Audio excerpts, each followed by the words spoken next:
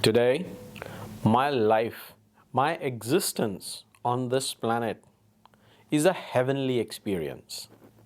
I live in a paradise, doing things that I love. I've got all the time in the world available to me to explore my own hobbies, what I enjoy, how do we like to spend time as a family together, exploring different activities, gaining different experiences, working only maybe a couple of hours a day at max, but having all the abundance, all the money, all the freedom, and all the fun and joy that we have always desired. But this is not how my life was.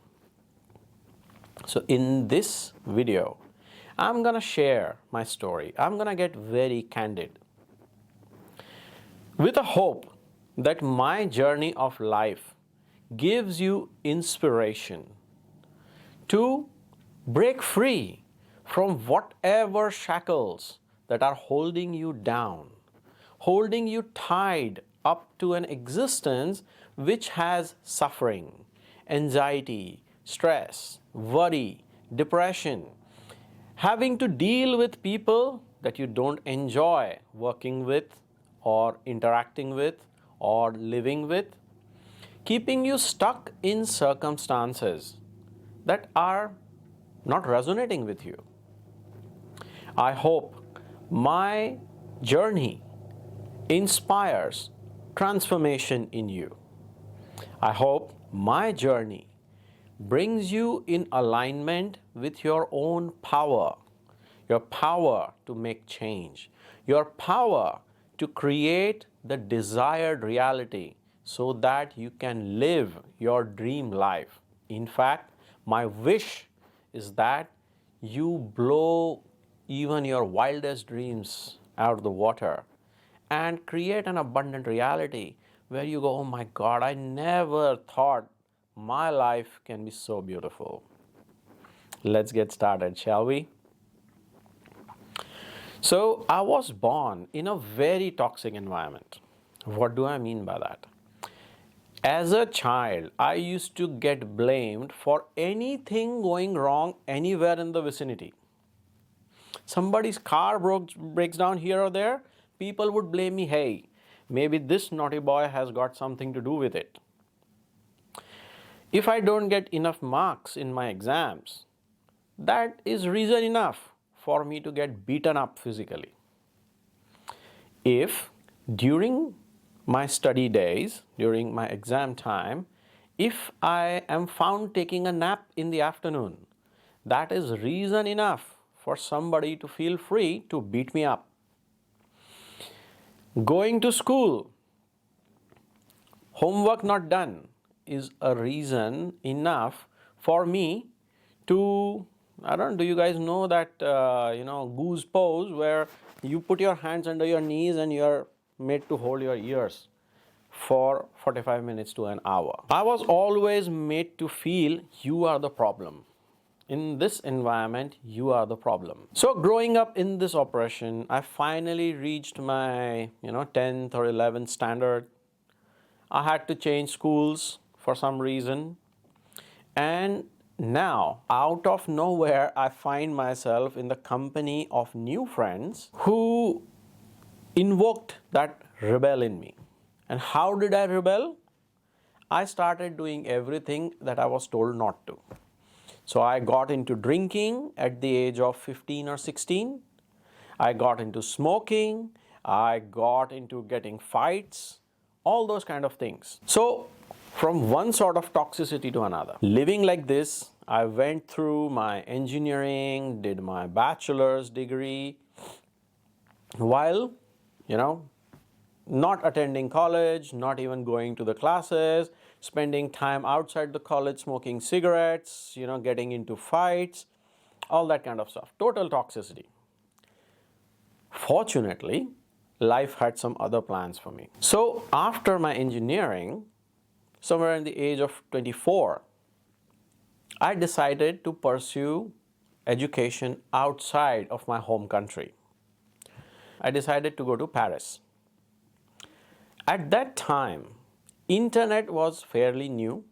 I had little or no understanding of French culture, and I did not bother doing my research thoroughly because number one, all that I was researching was in French and I did not speak French at that time. Second, somewhere at the back of my mind, there was a clear idea any other place would be better than this. so, so here I am, landed in Paris with no clue of how this place works, with a heavy student loan on my back, and I did not even know that offices don't work on Saturday. Can you imagine? Oh my God, what a shock it was. When I landed in this new country where I did not even speak their language, I found that I have been scammed. The university is not what it had claimed to be. It was just one bunch of professors running classes in one small room. That's all. And I was paying thousands of euros for this. The idea was to pay off this debt by getting a job. But here I am talking to students, foreign students, everybody complaining, hey, no, there's very little chance of you getting a job after passing out from here. Nobody values this. And I was like, oh my God. So basically, out of the pan and into the fire. I was so unprepared for the shift. I did not know how to cook. I did not know how to take care of my wardrobe, how to organize my life. I had no idea. And most importantly, I had no idea how to communicate in the language that was there. I did not know how to speak French. Now began my real life training. My first instinct was to run away. I need to get back. But as soon as I thought that I should go back home, like, nah, I don't want to go back into that toxic environment at all. I'll take my chance over here. So I said, what is the most important thing? What is the most important skill that I need to learn? French. So I started learning French on the streets with one pocket dictionary, English to French dictionary. I literally told myself I do not speak English. French is the only language that I know. Even if I had to look up one word after the other to form a sentence from a dictionary. Okay? These 4 years that I spent in Paris, they transformed me big time. I started asking myself the right questions. So I went there to do my MBA, but when that plan did not work, I had to ask for money back from this university. University, of course, said, no, we have no refund policy.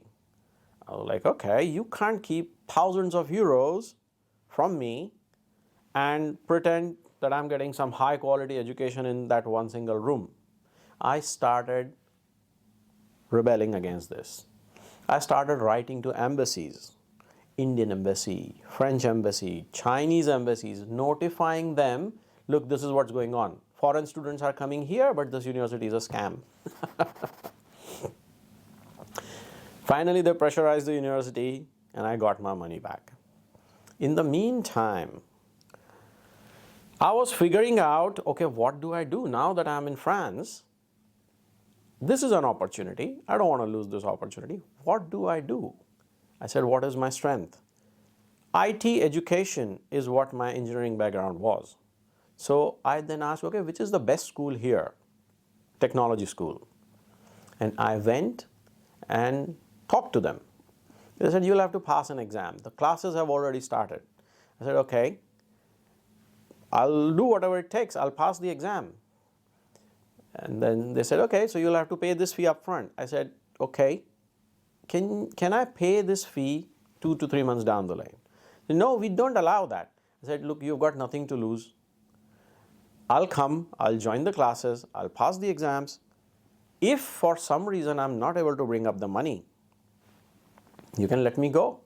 Me just attending a few classes is not going to hurt you, and I'm not going to be able to use that information anywhere anyways.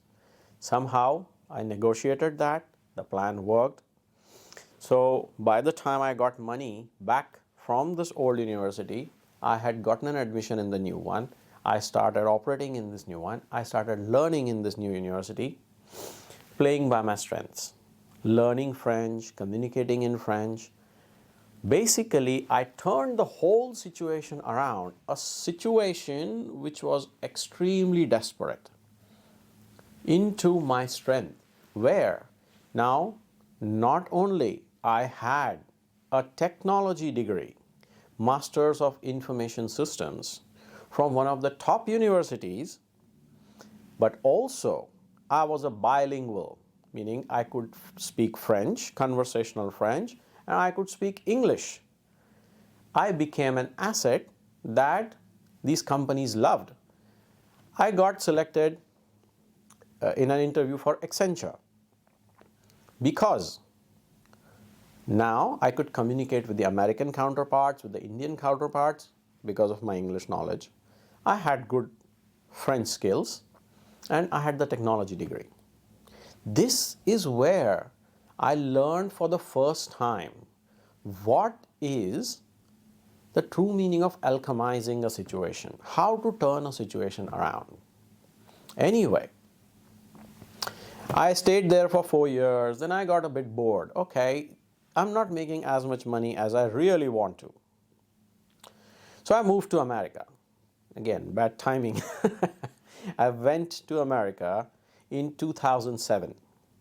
I spent 2007, 2008 in America during global financial crash. Fortunately, I got some consulting jobs, but I saw all the manipulation and there were H1 visa sponsor companies that they would want to keep your passport with them so that you don't leave.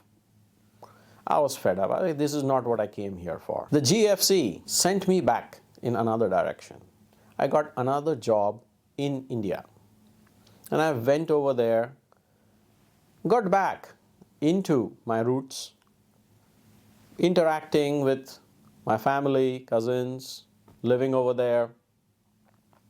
But after spending 5-6 years away abroad, I was not really enjoying the culture, the vibe of the local culture. The narrow-mindedness of perspectives, the need to control others.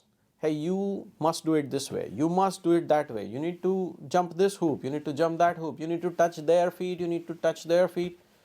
I was like, nah, this is not where I want to live. But I had some experience behind me of moving countries from France to US to back to India. This time I had learned it pays to research forward. It pays to be clear. What do you really want from your life? So I did my research. I figured out the destination where I wanted to go. I did not want to be on a worker's visa. And I narrowed down on Australia. I applied and finally, with only $2,000 in my pocket, me and my wife, we moved to Australia. I had gotten married in India and we were having a great time, but again, I was just not very happy with all the nosiness of people, everybody trying to be in your business, everybody trying to teach you, hey, you can do this, you can't do this, you are allowed to do this, you are not allowed to do that. I was like, nah, I want my peace. So I moved. I came to Australia. On the way, I found a job. Found a good job, corporate career, living the so-called executive lifestyle. I mean, not as an executive. I was a professional, software professional. I was a technology guy. This company put me into pre-sales. So now traveling from one city to another, all that international travels, living in hotels, all that fanciness that you hear, hey, executive lifestyle and you get to stay in great hotels and you get to fly this and fly business class and all that. I was living that life. But when I was living that life, I realized this is not worth it. The amount of travel that I had to do, once or twice a week, I used to travel interstate. Once every quarter, I used to travel international. It was taking a toll on me. It was taking a toll on my relationship with my wife. It was costing me a lot. By that time, we had a child. By that time, my baby was just, my daughter was about a year old. So when I was on such a trip to London from Melbourne, I was FaceTiming with my daughter. I was chatting to her on iPad, and I could see that visible pain in her, where she's like, "Dad, why are you not picking me up? I can see you, I can talk to you. Why do you not care enough to pick me up in your arms?" And that made me realize something. No amount of money, no amount of fancy title, fancy position, executive lifestyle is worth anything if I don't get the time to spend with those that I love. My daughter and my wife, they mean everything to me. But here I was, getting directed by my boss, "Hey, I need you to be in this country here. I need you to be in that country then." Making the money, but having no time to spend it. Being at home, but being so exhausted and jet lagged and overwhelmed and all the targets and all the KPIs. I continued to struggle through this life because this was the dream that was sold to me when I was doing my engineering back in India during my youth years. And here I am living the dream, but I'm constantly questioning, why am I so unhappy? I seem to have everything that everybody said, if you have all this, you will be happy. But here I am, struggling, suffering. Why? That pain of my existence was just not going away. I tried everything. Partying on the weekends, socializing, going to movies, going on hikes and trips and all that kind of stuff with friends. But that pain was not going away, leading me to consume more alcohol than it was good for me. I used to smoke 20, 30 cigarettes a day. I used to be tired and depressed all the time. Stress was making my muscles tight, because of which I just could not unwind enough without having a drink. And I started asking myself, what is the meaning of life if this is what it's going to be? This question led me into a search in a completely different direction. This question made me look for answers. What is the meaning of life? Why the hell am I here grinding like this? Am I meant to just work hard all week, somehow find some relaxation in alcohol or sleep through the weekend or such distractions so that I can repeat the whole thing again? This continued, but my search also continued. That's where I came across some teachers, Eckhart Tolle, Sadhguru. I started reading profound scriptures, Vedic scripts, transformation manuals, thousands of years old, conversations between Lord Shiva and Goddess Parvati, where this question was answered. What is the true nature of life? What is the true nature of existence? Why do we exist? Why does suffering exist in our life? How to be happy? How to live a beautiful life? Then, one night in 2017, I remember August 2017, winter months in Australia. It was pouring hard. My wife and daughter were busy, and I was sitting in the shed, deeply contemplating this question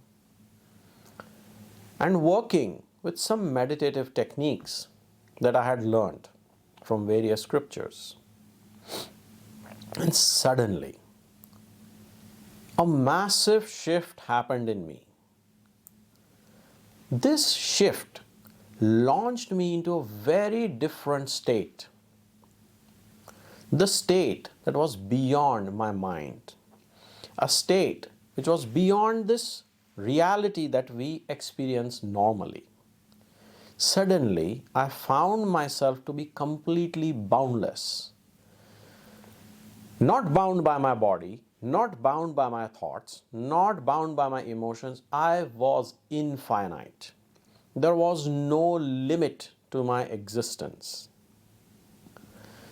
When you hear these words, it may sound crazy right now because you have never experienced a state like this. But in that limitlessness, I realize my existence does not depend even on my body, nor my mind, nor my emotions, not even the outside world. In that moment, I realized I am the cause of all causes.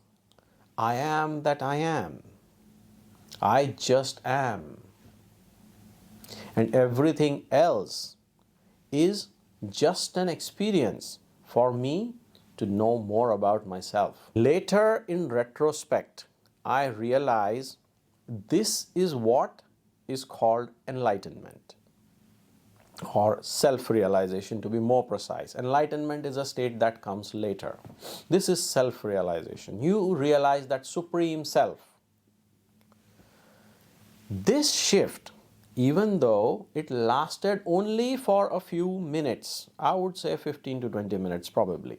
Again, I'm in retrospect. But gradually, it changed everything about me.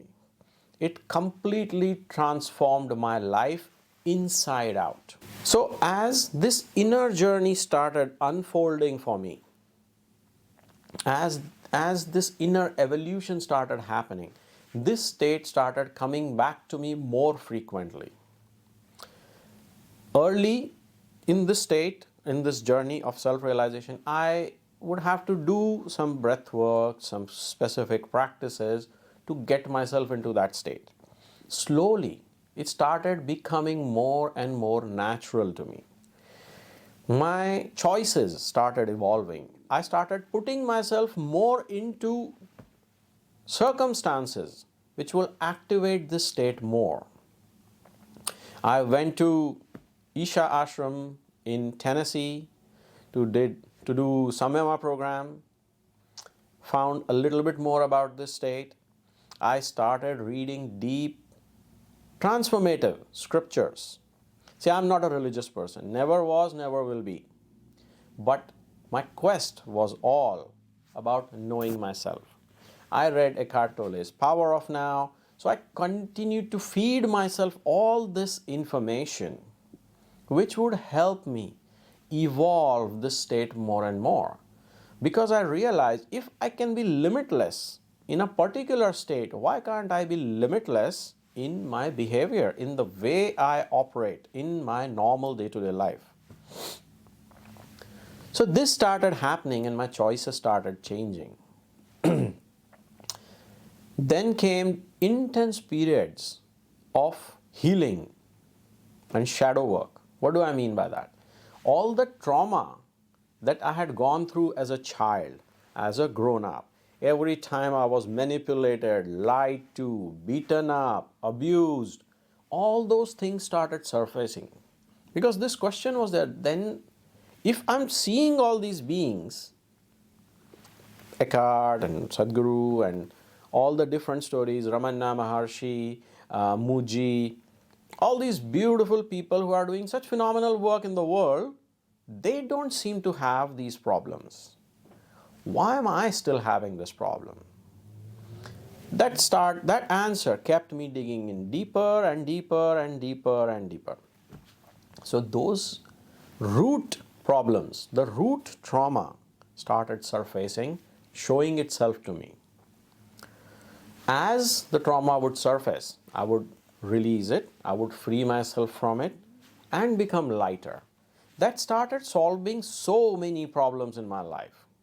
If a recurring problem is there in my life, eventually that trauma would surface, show itself, and I would recognize, oh, so I'm attracting that kind of a situation because within me, either there is this limiting belief pattern, there is this trauma pattern, there is some pain, emotional, mental pain hiding, which is causing me to seek relief in something else. This journey helped me transform my life inside out.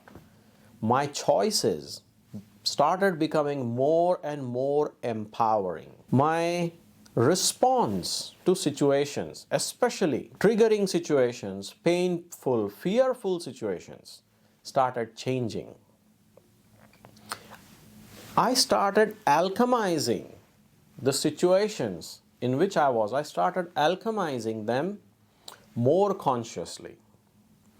So if a troubling situation, a seemingly impossible situation would come, somewhere within me was a realization, hey, this situation is here to teach me. How can I look at it differently?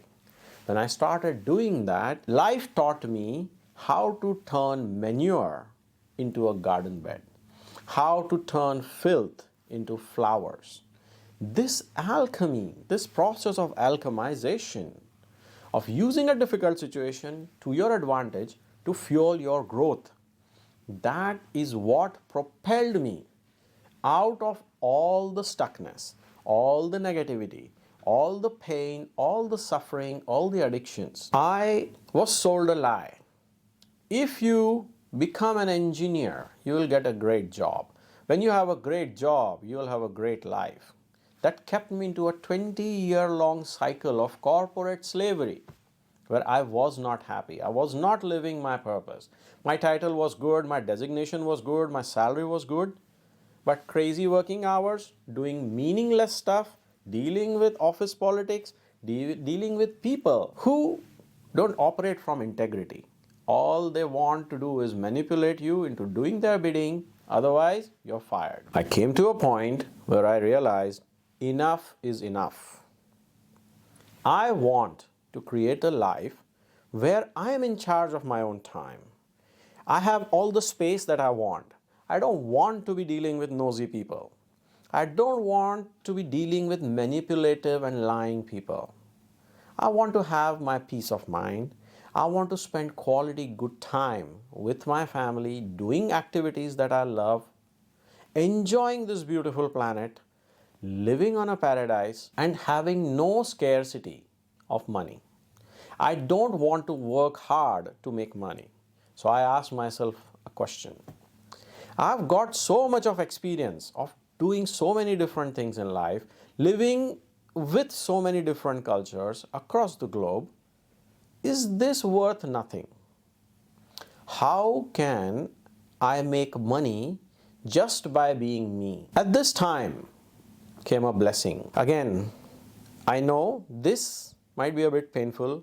COVID has been very painful for a lot of people. So please, I'm not trying to diminish your pain. But what I'm trying to say is you can turn the most negative situation to your advantage. How this happened? So 2020, COVID hit. And that gave me an opportunity that I was looking for. Not having to go to work every day, not having to travel every day, so that I can create something of my own on the side. At the same time, my deep meditative experience started attracting people to me who were coming to me for guidance. How do I do this? How do I meditate? How do I manage this circumstance in my life? How do I get out of this situation in my life? Somehow, it just organically happened that life put me in the position of teaching others. That showed me a very different side of myself that I just did not know existed. The teachings and the transformations that I started giving started delivering rapid transformations in people's lives. It started helping them heal. It started helping them see their reality in a different way so that they could create more empowered results. We were having crazy results. So a girl came to me, 17-year-old girl, who was a victim of narcissistic abuse throughout her life within her family. She was having intense panic attacks, anxiety, depression. 6 weeks, 8 weeks of working with me, panic attacks disappeared. She learned how to overcome them. There was a lady who came to me who had constant struggle with her teenage kids. They were a source of her pain. She was trying to control them, and then they were trying to rebel, and the whole household was in chaos. Few months working with me, the whole system calmed down, their relationship became phenomenal together, happy family. I can go on. There was a guy, an IT professional, who came to me who was on anti-anxiety and antidepressant medications.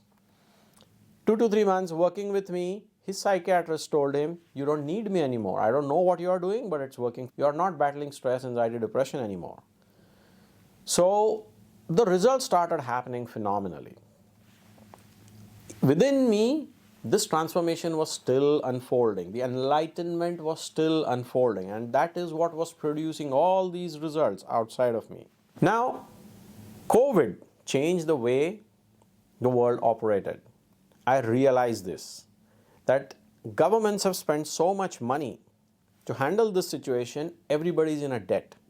This is going to cause problems. So at the same time, we were seeing visuals of, stores running out of stock, stores running out of toilet papers, stores running out of food.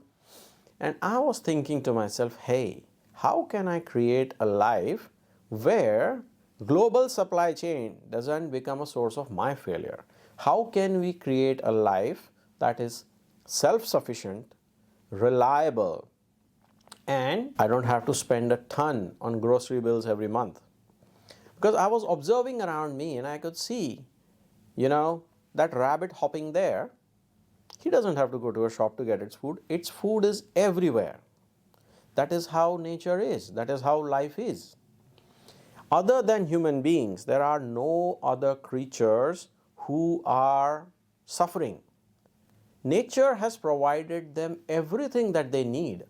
Why can't it be the same thing for us? So I started researching, I started looking into different things, regenerative farming, permaculture, homestead, and we decided, hey, let's find a piece of paradise, let's buy that place, and let's create a completely self-sustainable homestead. So we sold our previous property and we bought the place where we are, started developing a homestead, made it off-grid, made it self-sufficient. Because in recent years, I've been seeing the form of money is changing. There is talk about a cashless society, and then there is talk about cryptocurrency, and then there is this talk about CDBCs. So money is definitely going to change form. So I do not want to be tied to one form of money either. How can I make money redundant? Let me explain. Today, our life is such that if money disappears from human society tomorrow, my survival does not depend on it.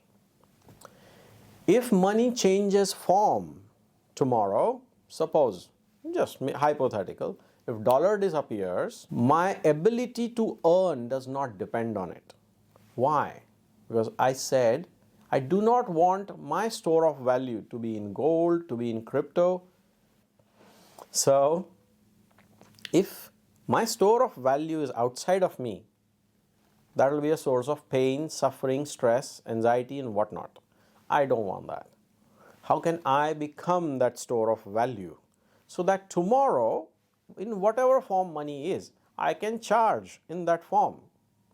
So that's how I redesigned myself, my life, my entire life, where I am the store of my value. Me being me, is of service to others, it's helping people transform their lives, and tomorrow, instead of dollar, Bitcoin becomes the currency of exchange. I'll start charging in Bitcoins, I'll start transacting in Bitcoin. Instead of Bitcoin, it becomes some kind of a CDBC. Doesn't matter. I am the store of value. As long as I'm there, I will be able to maintain a beautiful lifestyle. So, that in summary, my friend, is my journey of my life. The key message that I want you to take away with this is this: if your worth, if your value lies outside of you, then that can be taken away from you. If you are misaligned with yourself, you will experience suffering, pain, problems in life. But if you bring everything home to you, if you become the store of your value, if you start operating from your highest value, your highest capability, then you create abundance inside out. This is what is called as self-actualization. In my definition, if you want to understand what happiness is when you are living your soul's purpose. Today, I feel life chose me for this purpose, for this job, so that I transform my life, and from that experience, I help others throughout my enlightenment journey. I have been and I'm still guided by ascended masters. And under their guidance, under their tutelage, we have developed this unique golden ascension framework, using which I help people realize their highest potential first within them, so that they transform their outer reality using a step-by-step methodology in their external environment. Can you think of a bigger win-win than this? Where within you, you realize and live as your higher self, and outside you, your external reality responds to that internal reality, giving you that experience of phenomenal abundance, phenomenal prosperity, freedom, beauty, joy, expansiveness, fun, love, light, laughter. I sincerely hope that my journey becomes that source for you, using which you ascend out of all pain, suffering, trauma, drama, all the nonsense and negativity which is not serving you anymore. Find your highest truth, find your highest self, and create a beautiful life for yourself which is beyond your wildest dreams. Thank you for being with me. Thank you for all your support and blessings.